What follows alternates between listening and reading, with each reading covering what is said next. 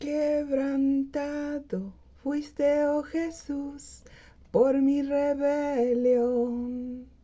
Resucitaste y hoy puedo vivir y de nuevo nacer.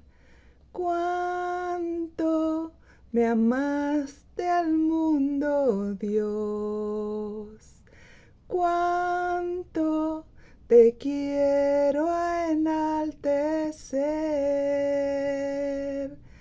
Gloria, gloria en lo alto, gloria en lo alto, gloria al Rey. Gloria, gloria a ti, mi Cristo, tu nombre por siempre exaltaré.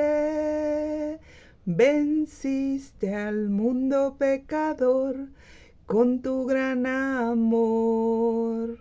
Ahora al Padre te has exaltado al más alto lugar.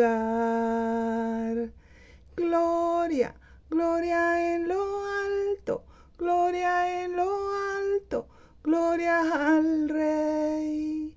Gloria, gloria a ti, mi Cristo, tu nombre por siempre exaltaré. Así es, querido Señor, bendito seas. Te damos la bienvenida a este estudio y les doy las gracias también a todos ustedes que vean este video por estar aquí, por acompañarnos en este estudio más de hombres y mujeres de la Biblia. Hoy traemos otro estudio de un hombre. Recuerden que en la Biblia hay hombres buenos, hombres malos, y de todos podemos aprender algo. De los buenos para poner por obra lo que ellos hicieron, y de los malos para no hacer lo que ellos hicieron. Entonces, hoy vamos a comenzar a ver un profeta que se llama el profeta Elías. Pero he titulado este estudio El altar pagano. Después del rey Salomón, la nación de Israel se dividió, cumpliéndose así la palabra de Dios predicha por el profeta Ahías. Esta profecía decía que el pueblo se dividiría en dos partes. La nación de Israel estaba formada, como ustedes recordarán, por las 12 tribus de Israel en su origen. Eran los 12 hijos de Jacob. El padre Abraham tuvo un hijo llamado Isaac, que fue el hijo de la promesa del cual Dios levantaría un pueblo para él.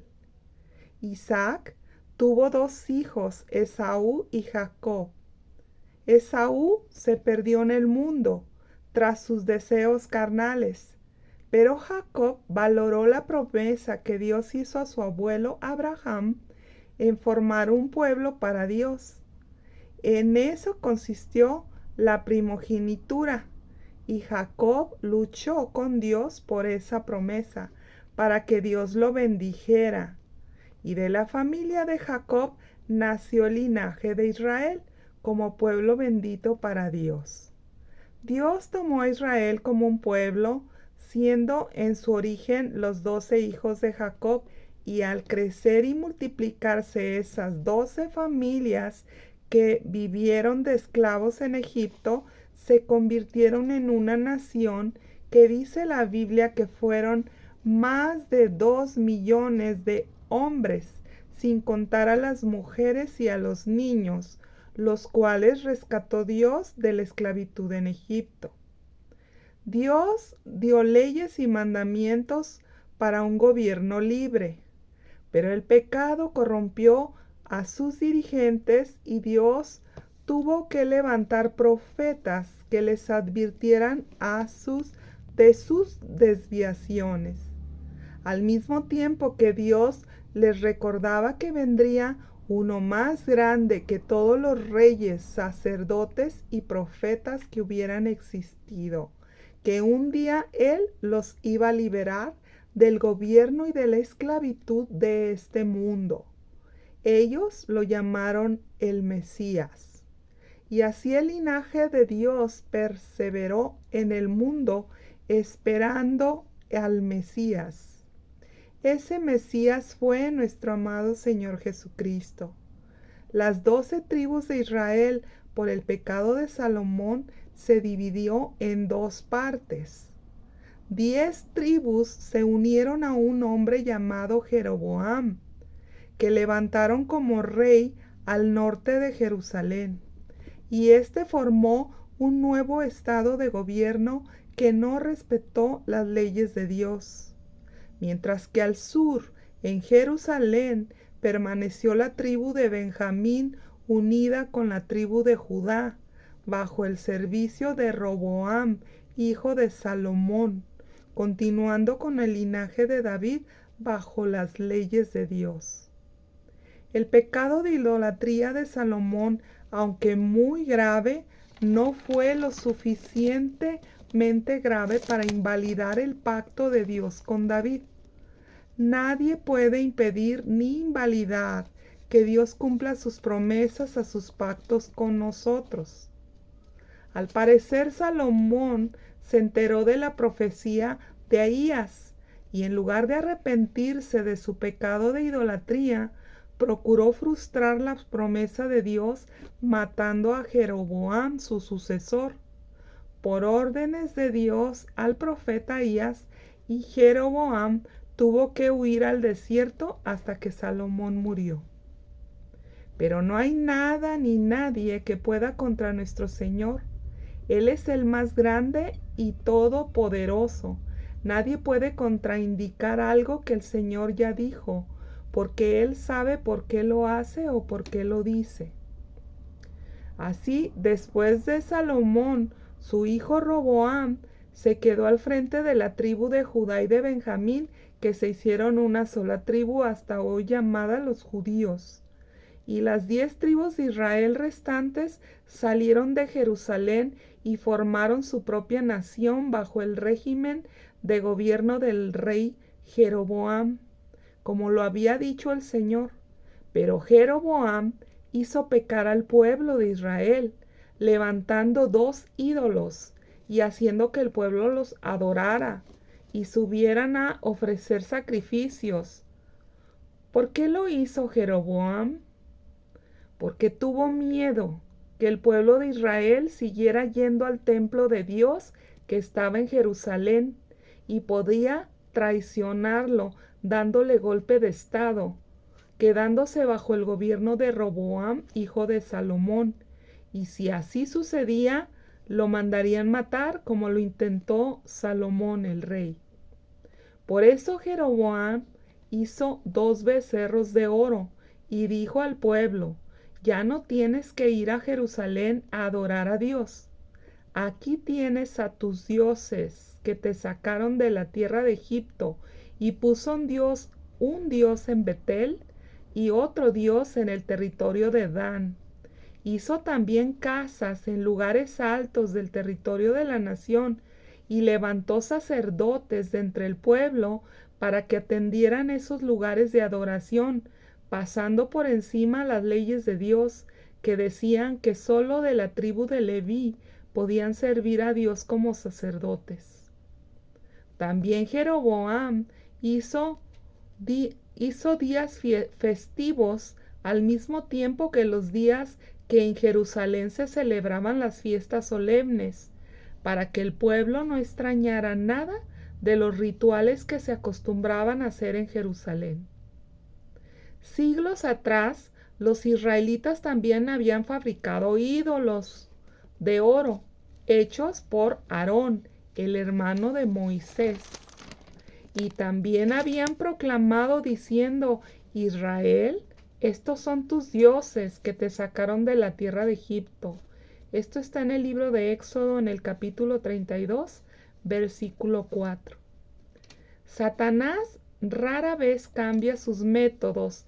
Hasta hoy en día ha puesto casas donde viven sacerdotes que invitan al pueblo a adorar a sus ídolos, diciendo que estos ídolos los llevarán al cielo. Tristemente es que Satanás no necesita cambiar su método, pues el desconocimiento del verdadero Dios hace que la humanidad siga creyendo y cayendo en sus trampas de idolatría. y esto es por el pecado de los antepasados que dejaron como herencia arraigada en el corazón de las familias sus ídolos. La religión puede ser manipulada por la gente para que sirva a sus fines políticos y egoístas. Jeroboam intentó mantener al pueblo de Israel leal a él, creando nuevos sitios y maneras más fáciles y novedosas de rendirle culto que las prescritas por Dios. Aunque su religión falsificada persuadió a los israelitas, esto desagradó totalmente a Dios, y al final Dios no permitió a Jeroboam seguir extraviando al pueblo de Israel tras dioses falsos en sus altares profanos. Primera de Reyes capítulo 13 versículo del 1 al 3, sin importar cuán sugestivas fueran sus mentiras a Israel, no pudieron cambiar la verdad de la palabra de Dios, y su falsa religión nunca sustituyó la verdadera relación íntima que Dios tiene y quiere tener con su pueblo. Esto es lo que la verdadera religión hace, es enseñar al pueblo a adorar a Dios y transmite enseñanzas para que solo Dios sea exaltado, ningún otro ser, ni espiritual, ni físico o material.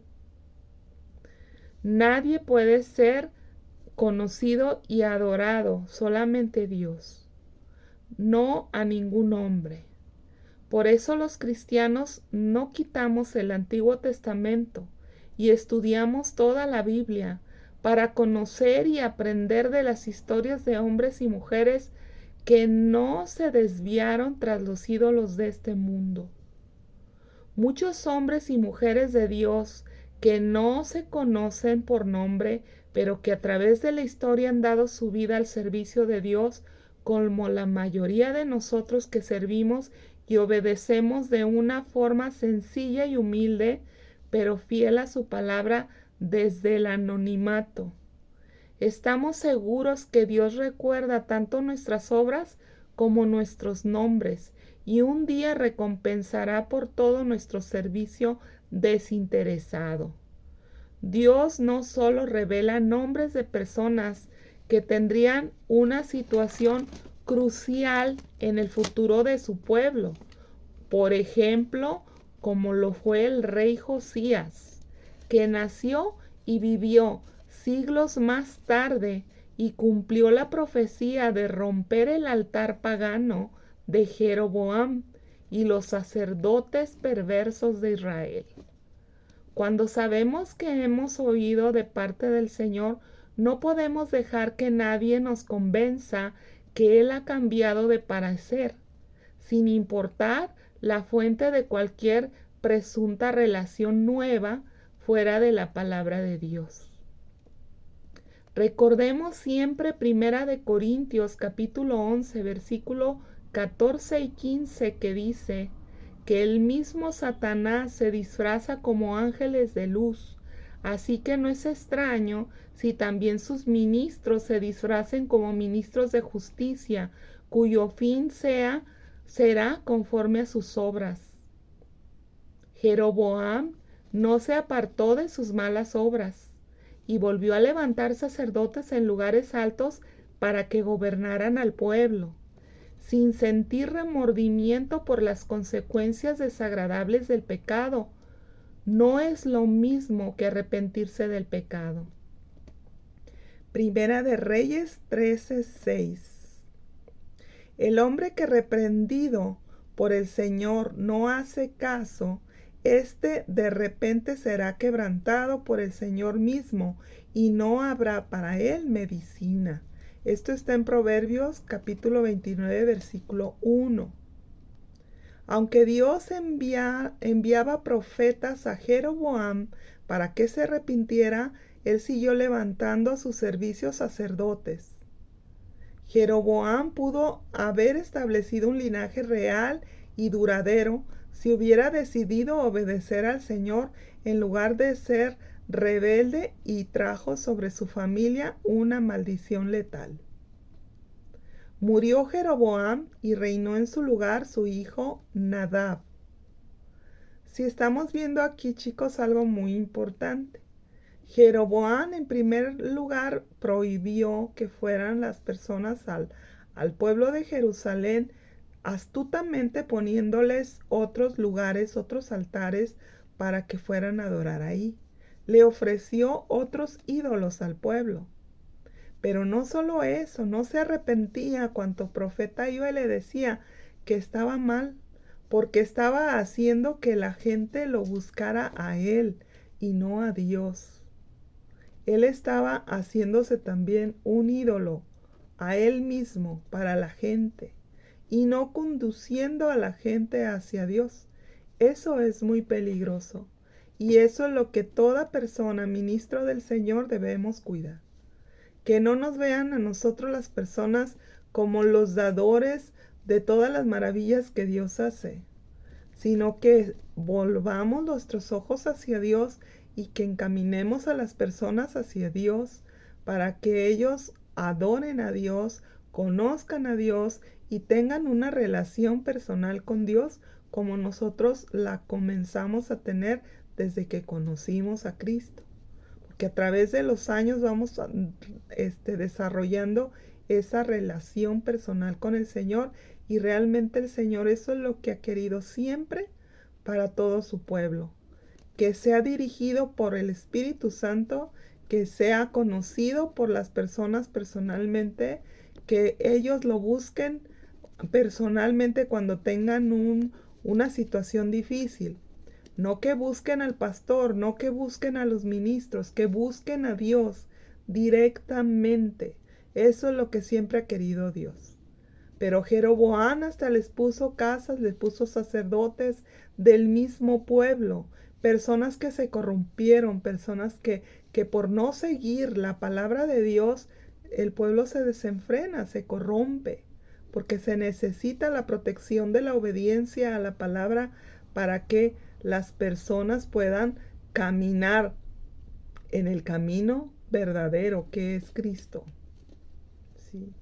Pero murió Jeroboam así, y reinó en su lugar el hijo Nadab. Como podemos ver, la Biblia nos muestra dos pueblos, dos gobiernos, uno con reyes que no descendieron del rey David, pero sí de la familia de Jacob, el patriarca de nuestra fe, los cuales fueron un linaje de reyes malvados, porque ya sabemos que una persona sin Dios es una casa abierta para Satanás, y el pecado siempre será muy corrosivo, destructivo y enloquecedor, los que lo practican y permiten en su vida. El otro pueblo fue el linaje del rey David. Estos son el pueblo de Judá, de donde nació nuestro Señor Jesucristo. Y de ahí en adelante, cuando leamos en la Biblia acerca del pueblo de Israel, sabremos que se refiere a las 10 tribus de Israel, a los cuales Dios siguió tratando para que se arrepintieran hasta el nacimiento del Mesías en el Nuevo Testamento. Y cuando leamos en la Biblia del pueblo de Judá, es decir, de los judíos, recordemos que son del linaje de David, del rey David, del cual Dios prometió que nacería el Rey de Reyes y Señor de Señores, que salvaría y gobernaría a su pueblo para siempre. Dios siempre tiene clemencia en medio del juicio. Tal como el Señor habló a través del profeta Ahías sobre la división del reino, también advirtió a Israel que sería trasladado más allá del río Éufrates por su idolatría. Esta profecía llegó a cumplirse casi 200 años más tarde, en el año 722 a.C., cuando Salmanasa de Asiria conquistó la capital israelita de Samaria y se llevó cautivos a sus habitantes. Esto está en Segunda de Reyes capítulo 17. El rey Asa de Judá siguió el ejemplo de David y sirvió al Señor. Sin embargo, en su intento por menospreciar a sus enemigos, el rey de Israel deshonró a Dios, tratando de pagar una alianza política con el rey de Siria, usando tesoros del templo del Señor. Siempre debemos de evitar la tentación de apoyarnos en nuestros propios recursos y razonamientos en vez de confiar en Dios para que nos ayude y proteja. Segunda de Crónicas, capítulo 16, versículo del 7 al 9, podemos ver ahí que los malvados no prosperan.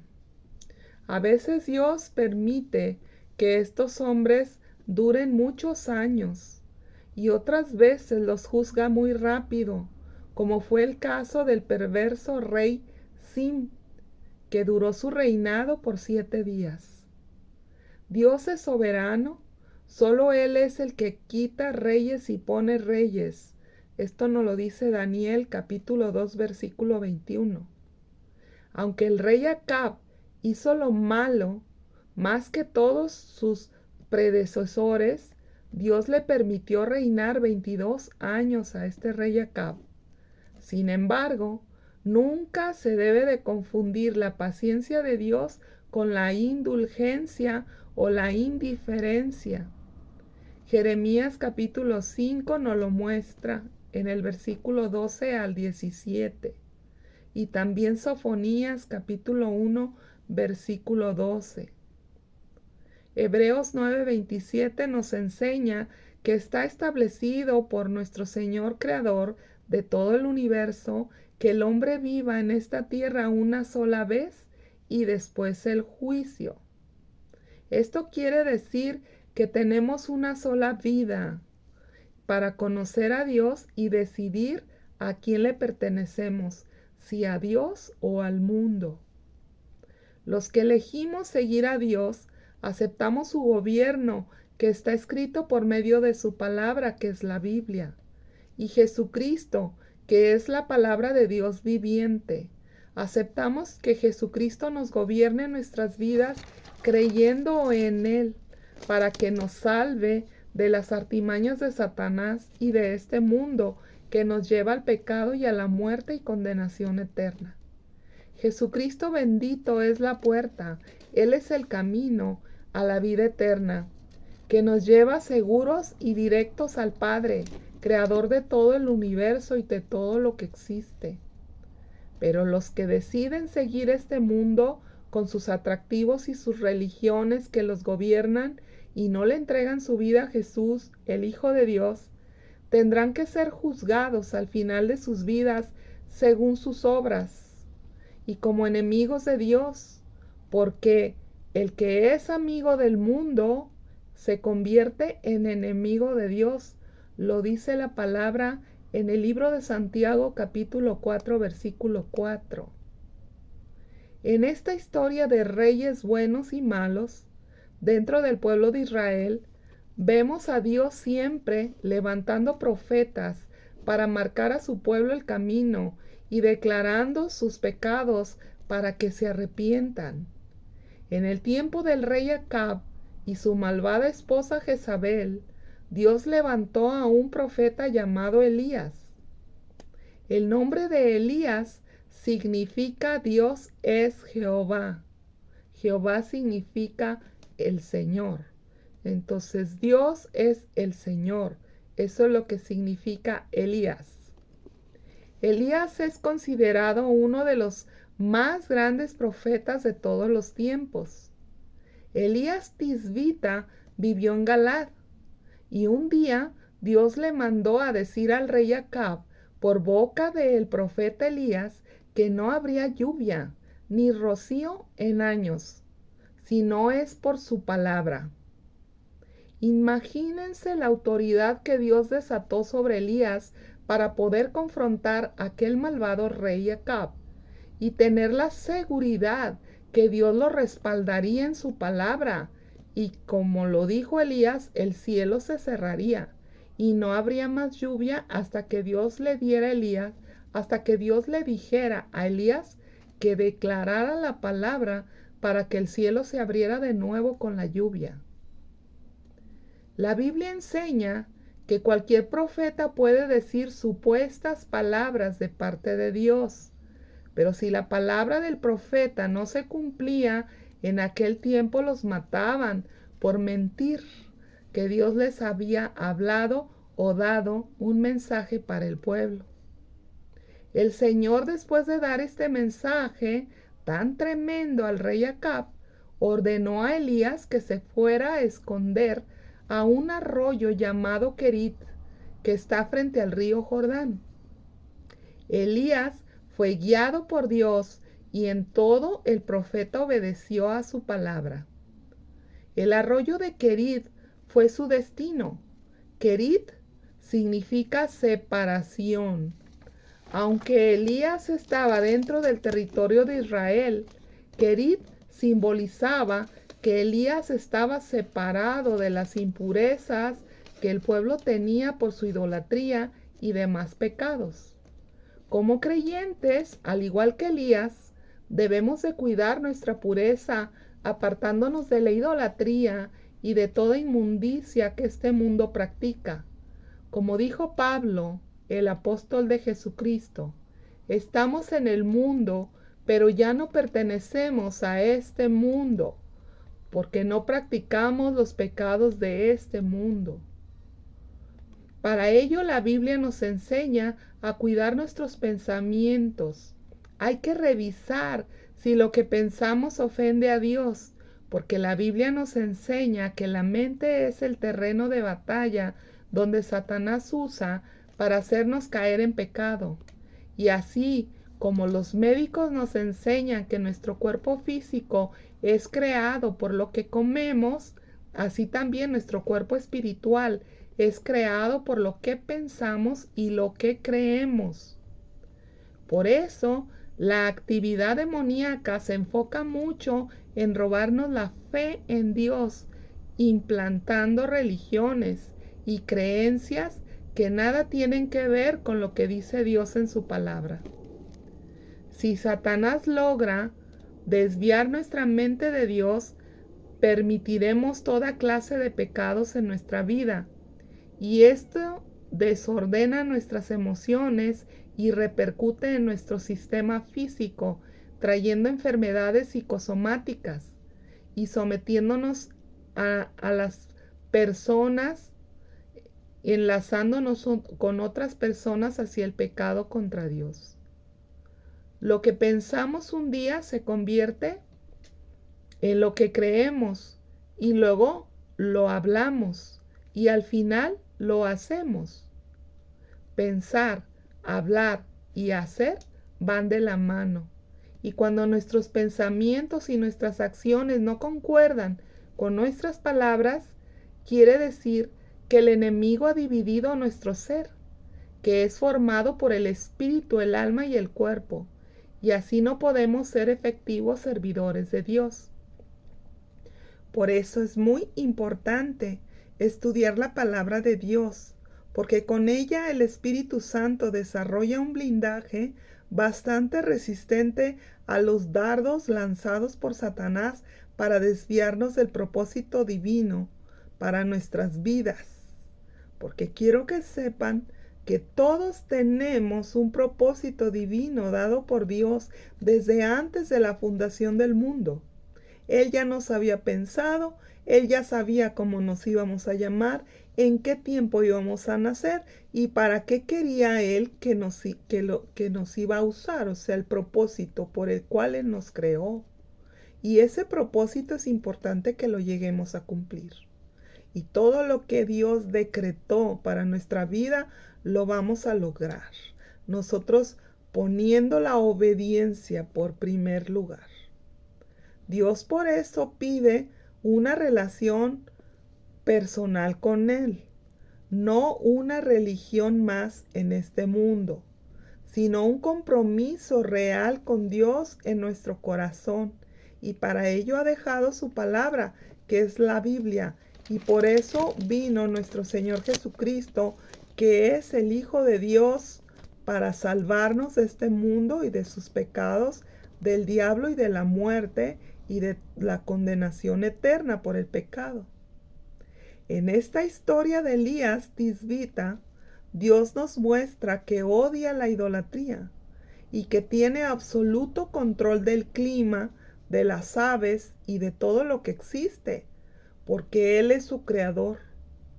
Cuando nosotros somos conectados por medio de Jesucristo con Padre Dios, tenemos acceso a todos los recursos que Dios tiene, porque Dios es la fuente original e ilimitada de todo lo que existe.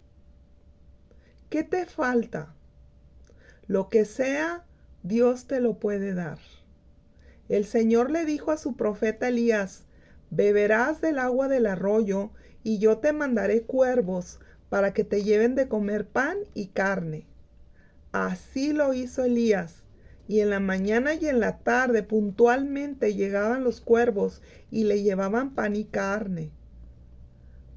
Pero pasados los días, dice la Biblia que la sequía arreció y el arroyo se secó, porque efectivamente no llovía y había sequía por todo el territorio que ocupaba la nación de Israel, como lo predijo Elías.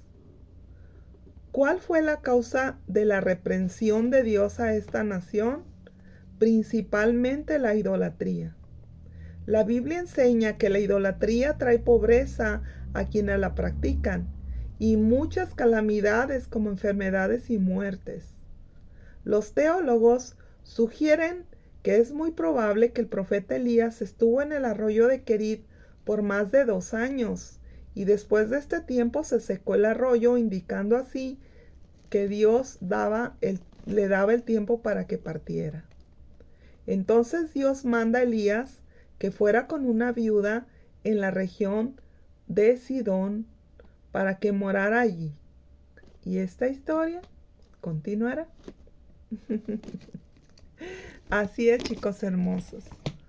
Vamos a hacer un alto en esta historia y si Dios nos presta vida, el siguiente estudio, la siguiente plática que nos veamos, pues vamos a ver cómo le fue Elías con esta viuda de Sarepta, ¿sí? Y bueno, pues oremos. Profeta les levantaré de en medio de sus hermanos como tú, y pondré mis palabras en su boca, y él les hablará todo lo que yo les mande. Porque yo no he hablado por mi propia cuenta. El Padre que me envió, él me dio mandamiento de lo que debía de decir y de lo que debía de hablar. Y sé que su mandamiento es vida eterna. Así que lo que yo hablo, lo hablo como el Padre me lo ha dicho. Gracias, Padre, por dejar escrita tu palabra, para que ninguno se pierda, más bien se arrepienta, y así los perdones y les indiques el camino a la vida eterna. Que puedan ellos morar contigo, que tu Santo Espíritu llene su ser para que pueda protegerlos, enseñarles, cuidarlos y que podamos todos conocerte y estar unidos contigo para siempre. Y bueno, chicos, no me puedo despedir sin antes darle la oportunidad a una persona que quiera entregarle la vida a Jesucristo en este día. Si hay por ahí alguien, por favor les ruego que haga esta oración conmigo. Dígale así, dígale: Señor, en este momento te abro mi corazón para que tú entres. Por favor, perdona mis pecados y dame la vida eterna. Creo que al rendir mi corazón a Jesucristo tu Hijo, yo nazco de nuevo y tengo la oportunidad de ser una nueva persona. Y que el día que yo muera, iré a vivir contigo, porque así lo dice tu Evangelio. Que si creyere con mi corazón y lo confesare con mi boca, tú me salvarías. Señor, yo creo y de hoy en adelante creo que soy tu hija o tu hijo. En el nombre de Jesús. Amén. Así de sencillo, chicos. La oración de fe es una oración de arrepentimiento, de entrega de nuestro corazón, de toda nuestra vida a Dios. Y esta oración es un pacto que hacemos con el Señor para que Él tome nuestra vida y que Él pueda transformarla en una nueva persona y en una nueva vida. Y es increíble, yo he pasado ya casi 23 años de haber entregado mi vida a Jesús y desde ese momento hasta hoy yo ya no me reconozco. En primer lugar, estaba a punto de morir, pero esa es otra historia que un día les voy a contar. Y el Señor me rescató, aquí estoy, después de 23 años viviendo en una vida diferente, completamente al servicio del Señor, y es una maravilla trabajar para Él, para poderle servir, y es una maravilla ver el cambio en las personas, en todas las personas que entregan la vida a Jesús. Nuestra vida cambia.